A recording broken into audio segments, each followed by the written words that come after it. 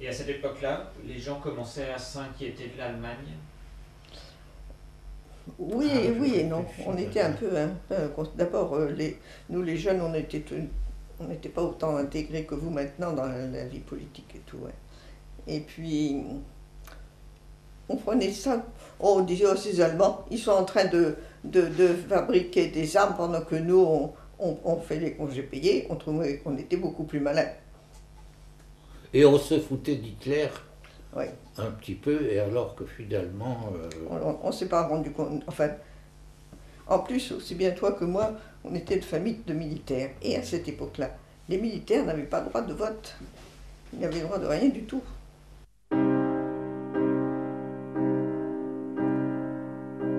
on disait qu'Hitler bluffait peut-être avec ses grands discours. En réalité, on écoutait les discours d'Hitler. Il voulait sa revanche sur la guerre de 14, et il faisait des grands discours qui nous fichaient une sacrée trouille, et en même temps on disait, bon, il bluffe, Mais en etc. même temps, je crois que les Et Français avaient une très grande confiance dans leurs possibilités.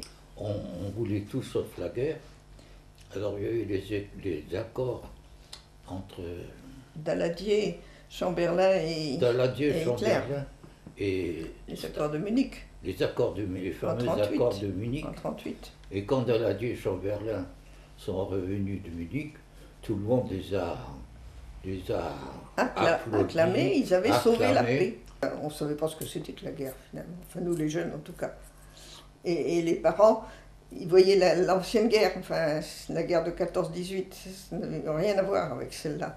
C'est ça. Et en Ouais. 1940, ils ont attaqué par les Ardennes. Et alors là, je vous dis, ils ont pris nos armées par derrière et ils ont foncé sur Paris. Paris était déclarée ville libre, c'est-à-dire qu'on les a laissés sans essayer de défendre Paris. Ils sont donc rentrés dans la ville. Enfin, je pense, c'était pas Paris, moi.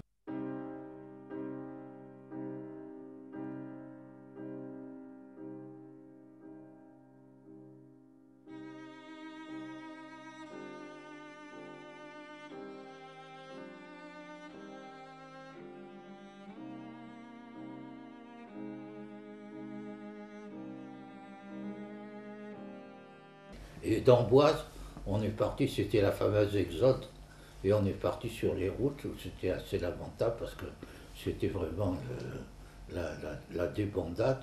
Et nous, on est parti avec la voiture de mes parents. Hein. Et d'ailleurs, on a vu à la maison, un jour, ils sont venus, des Allemands, et ils nous ont réquisitionné une chambre. On a eu un Feldwebel. Nous, les enfants, on s'arrangeait pour jamais se trouver. Un des trucs qu'on détestait le plus, c'est si dans la rue, en rentrant chez nous, on croisait ce Feldwebel, lui, un brave garçon, ça devait être un brave paysan de Souabe ou de je ne sais où. Il nous faisait un salut comme ça, très gentiment, et nous, on se serait mis sous terre. Et naturellement, on ne répondait pas, surtout pas question de parler un allemand. Et d'ailleurs, je crois qu'il est parti en Russie, au début de la campagne de Russie, on ne l'a jamais revu. On en parle plus maintenant que... Et alors, vous me dites si on a été en danger? Oui, parce qu'on habitait, la maison où on habitait n'était pas loin de la gare principale de Rennes, et il y a eu des bombardements sur Rennes. Et en particulier un bombardement de nuit. Alors celui-là, heureusement, la bombe n'est pas tombée sur la maison, mais enfin, il y avait une bombe d'un côté, une bombe on a été complètement encadrés par deux bombes. Nous, on a été réfugiés dans un petit coin à 6 temps de Chapelet. Et il paraît que c'était une très mauvaise cachette où on était bas, enfin peu importe. Vous êtes arrêté. Alors mon père fait l'imbécile, dit moi, pourquoi et les Allemands, pas très sûrs d'eux, sont repartis sans l'arrêter. Et alors à ce moment-là, mon père se disait, est-ce que je fous le camp? Il était 2 heures du matin.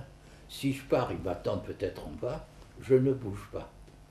Et il est resté. Et après, les Allemands sont partis, je n'en sais rien. Et après, j'ai compris qu'il faisait un tas de trucs où il cachait du matériel, il allait se planquer de l'essence, je ne sais pas où, dans la campagne par là, et il faisait pas mal de boulot comme ça, en me disant, un de ces jours, il va se faire arrêter. Je me rappelle très bien, la veille du départ des Allemands, avoir vu des colonnes entières de camions allemands avec les gars complètement fatigués comme tout, vachis sur leur volant et tout. Et c'était des gamins. Mais au fond, ce qu'on en a vu, nous, c'est un peu la même chose de ce qu'on nous montre maintenant à la télé, les films qui ont été faits à l'époque, le bateau qui arrive, les types qui débarquent dans l'eau.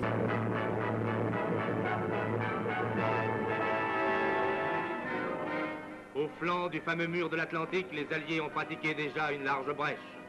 Il y a quelques jours encore, les forces alliées ne disposaient que de quelques têtes de pont. Aujourd'hui, tout un pan de la forteresse européenne est démantelé. Avec chaque marée favorable, les Français ont vu arriver dans le Cotentin des renforts et du matériel nouveau, toujours plus puissant.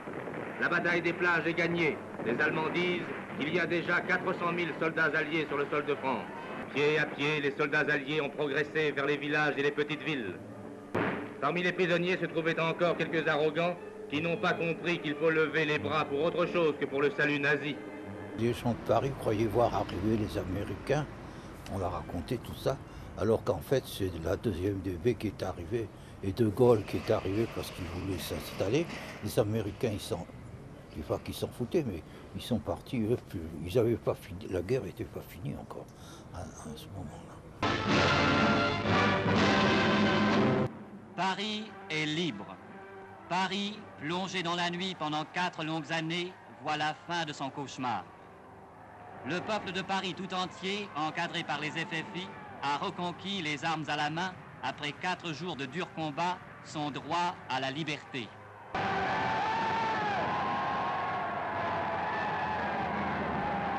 Alors on leur montrait les maisons démolies, puis on disait, vous avez vu ce que vous avez fait là, la petite maison? Ah, c'est la guerre. Parce que au fond, les dégâts dans la ville avaient été faits surtout par les avions anglais ou américains, plus que par les Allemands.